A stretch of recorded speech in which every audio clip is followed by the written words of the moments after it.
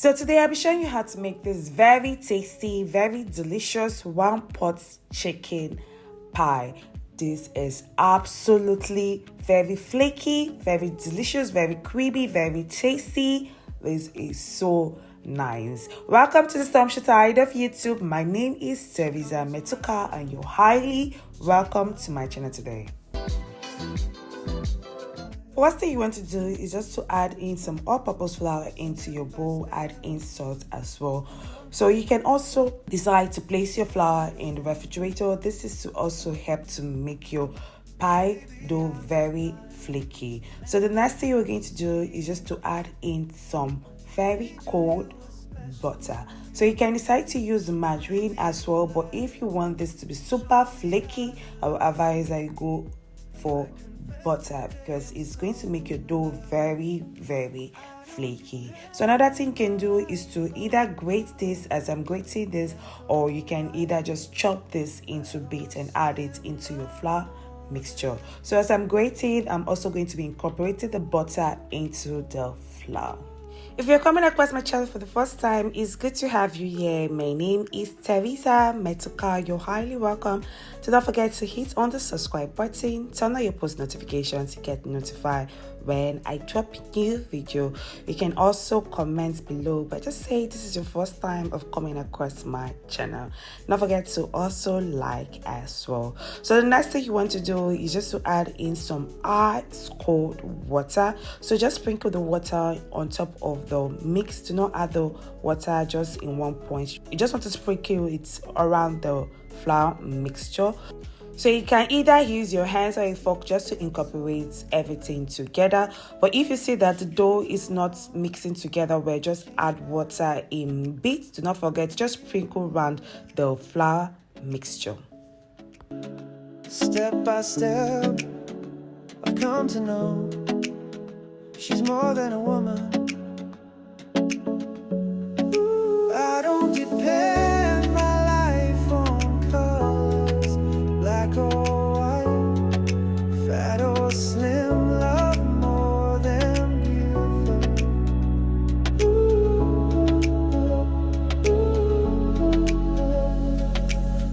So please do not try to knead this. We're just trying to just form it into a dough, but not like we're kneading it. So you just want to incorporate everything together. So once that is done, the next thing you're going to do is just to roll this very slightly. You can use your hands to just press it down so that you don't over roll it. You just want to just roll it into a rectangular shape.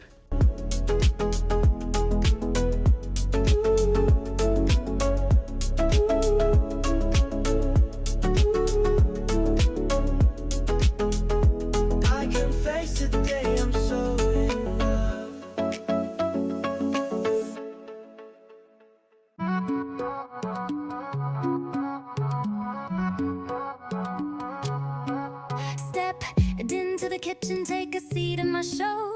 Teresa's got the flavor that'll steal the whole glow. You can either flour the working surface or use a parchment paper so that your dough doesn't stick, or at interval you can move the dough so that it doesn't stick to the bottom of your working surface. So once you've rolled this out into a rectangular shape, so do not really over roll it or over press it to form a rectangular shape. So just place this in a clean film.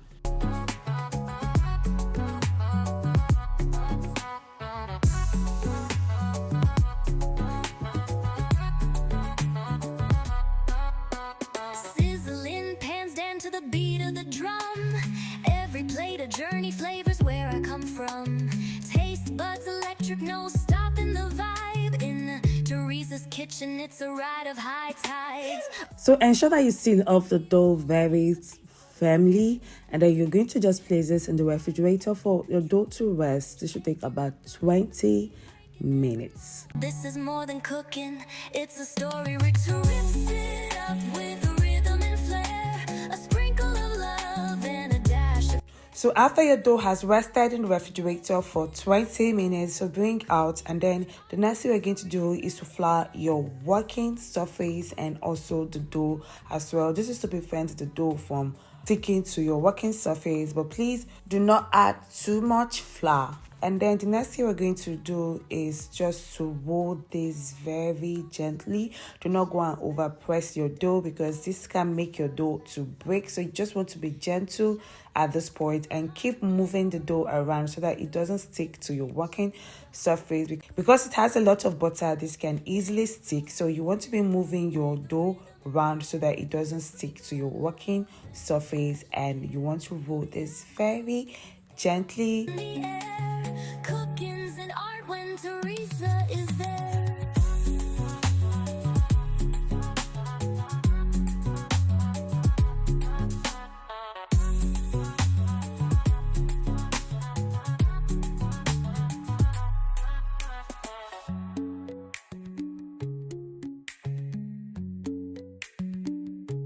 Teresa is there.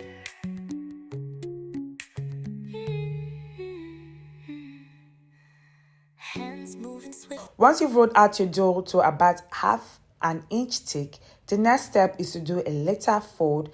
This simply means you are folding it like you are folding a piece of paper into 3 parts. Fold one side in, then fold the other side over it. This helps to create layers which will give your pastry that very flaky feel. So what I'm trying to make here is called rough puff pastry. Now we are going to repeat this rolling and folding process about 4 times.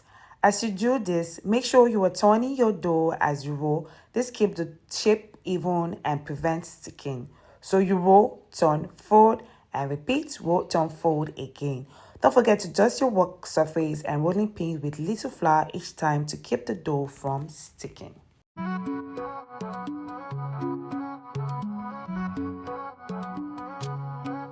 Step into the kitchen, take a seat in my show. Teresa's got the flavor that'll steal the whole glow. Mix it, chop it, stir it with a little bit of spice. Every dish a masterpiece, cooking paradise. Teresa whips it up with rhythm and flair. A sprinkle of love and a dash of care. Feel the Afro beats echo in the air. Cooking's an art when Teresa is there.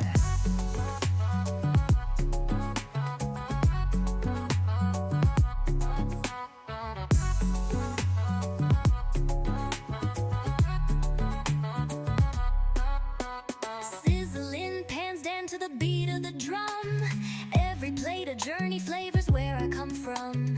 Taste buds electric, no stopping the vibe. In Teresa's kitchen, it's a ride of high tides. Oh, the aroma, it's a feast for the soul. Teresa's in the groove, hearts taking control. So do not forget, I said you should repeat the process 4 times. So once you've done this 4 times, so the next thing you're going to do is just to allow this to rest.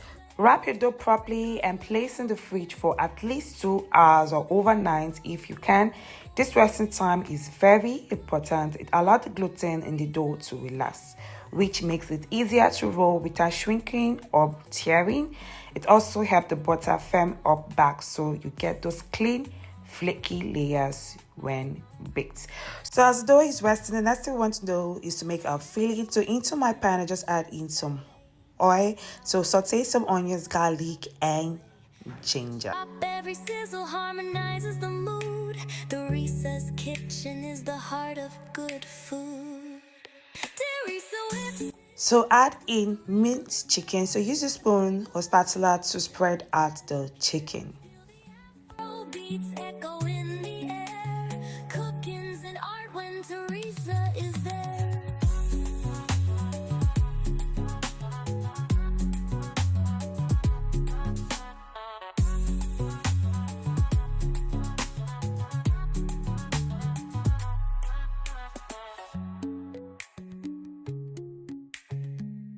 So once you spread out your chicken well, it will move from that raw color to this color. So the next thing you're going to do is just to season your chicken. So one of the spices that I recommend that you use is something that has pepper. You can use squash pepper, you can use paprika, or you can even use Scotch bonnet pepper just to give your filling that hint of spiciness. So the next thing we're going to just do is just to add in some chopped carrots. So you can decide to add potato, for Irish potato, but I just decided not to do that, so I'm just going to use only carrots in making this. So just mix up together properly. So the next thing you want to do is just to add in water.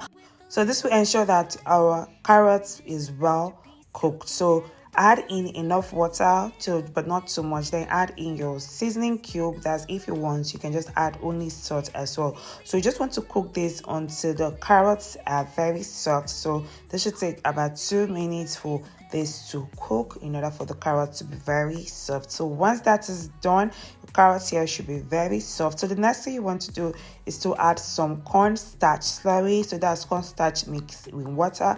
This is just to help to thicken the sauce so that it's not just be watery, but at least it still have like some elements of thickness. So just allow this to cook for 2 more minutes and then add in your spring onion. So you can decide to add more vegetables to this. That's if you want. So this is just a simple filling I'm going with. So just see that, very tasty. So you can decide to even add cream to this, but this is what I'm going to just leave as my filling.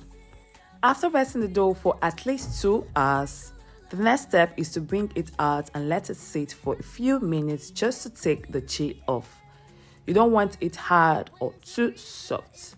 Then you roll it out to your desired thickness depending on what you're using it for. So you can use this to make pie or any other thing you want to make with it. So if you're going to something like a chicken pie or meat pie, you can roll it out about 1/2 inch thickness. Just make sure you roll in one direction. Turn the dough as needed and always fry your surface slightly to prevent sticking. Kitchen is the heart of good food. Teresa whips it up with rhythm and flair, a sprinkle of love and a dash of care. Feel the Afro beats echo in the air. Cooking's an art when Teresa. So funny enough, I was trying to make Nigerian chicken pie with this. So very flaky Nigerian chicken pie with this. But guess what? My kitchen was super hot, so it kept melting the butter. So the butter was already melting, so the dough was not cooperating at all. It was very soft. So that's why I just had to make that 1-pot chicken pie. So if you're working with puff pastry and you are making use of butter, you need to work in an environment that is cold and not hot. So my environment, like my kitchen was super hot, so it was just affecting my dough. So I've used margarine in making puff pastry and it was not this way, but butter and margarine are 2 different things. So butter will melt very easily, like margarine can still hold its shape. So I just decided to roll the dough back into a dough and then just place it in the refrigerator for 5 minutes, and that's when I just decided, okay, what can I make with this? So that's when I came up with the 1-pot chicken pie. So I just placed my dough in a parchment paper. I'm just going to roll this out because the parchment paper is going to help prevent the dough from sticking to my working area and also going to just help me walk around the dough.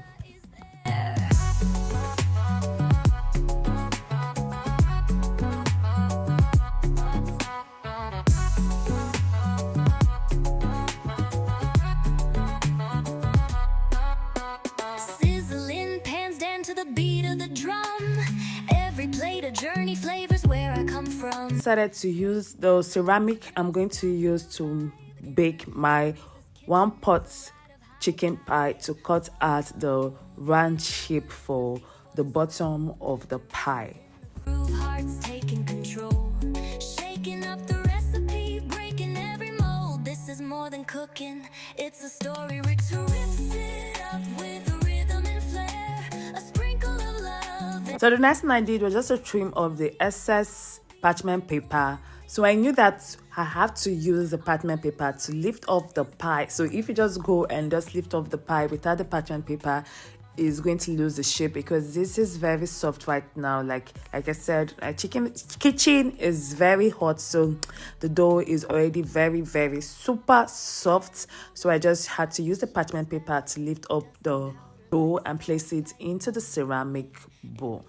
the saying go, necessity is the mother of invention. So this is one of those days that something has to be done, and I just decided to go along with this, and it came out beautifully. Like, I was not expecting the outcome.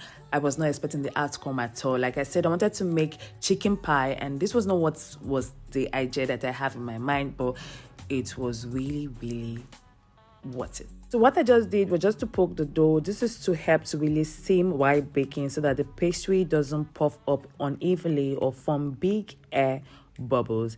And then just brush with egg wash. This is to give your pastry that beautiful golden color and shine when it's baked. I bake this in a preheated oven for about 15 minutes. The reason we are baking the base first before adding the chicken filling is to prevent it from becoming soggy. This helps the bottom layer cook through and stay nice and crisp after adding the chicken filling. So after baking the base, now you can add your chicken filling to this. So the next thing you want to do is to roll out the top layer, the covering for your pie. I recommend still using the parchment paper for this step. It makes handling a lot easier and prevents the dough from sticking to your work surface, especially since the dough is super soft at this point.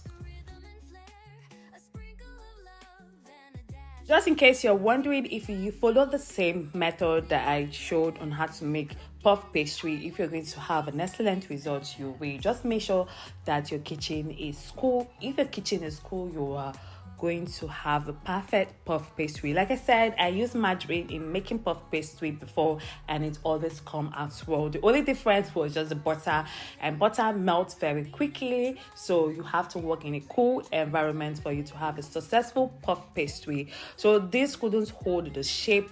That's why I just had to incorporate into this delicious one-pot chicken pie. So in my subsequent video, or anytime, I'm going to upload a recipe using this puff pastry to make Nigeria meat pie. And when I tell you, it's going to be like the most flakiest meat pie you have ever seen or tasted. After cutting your top layer, just use it to cover the whole pie. Echo in the air, cooking's an art when Teresa is there.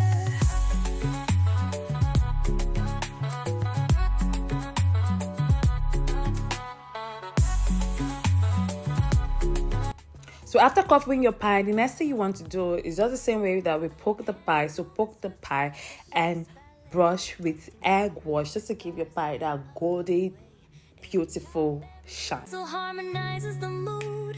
Teresa's kitchen is the heart of good food.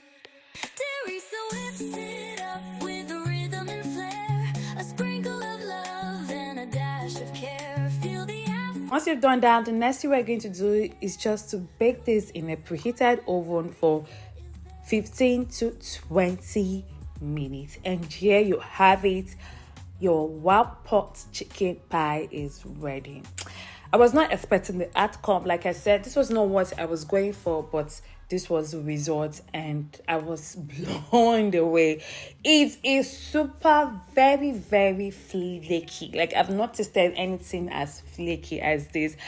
I thought I could even stop myself from eating this. I was just eating and eating and eating and eating and eating. It was super duper nice. I hope you've enjoyed watching this video. If you have, do not forget, like, comment, share. I would love to hear from you. So turn on your post notification to get notified when I drop new video. You don't want to miss out on my videos.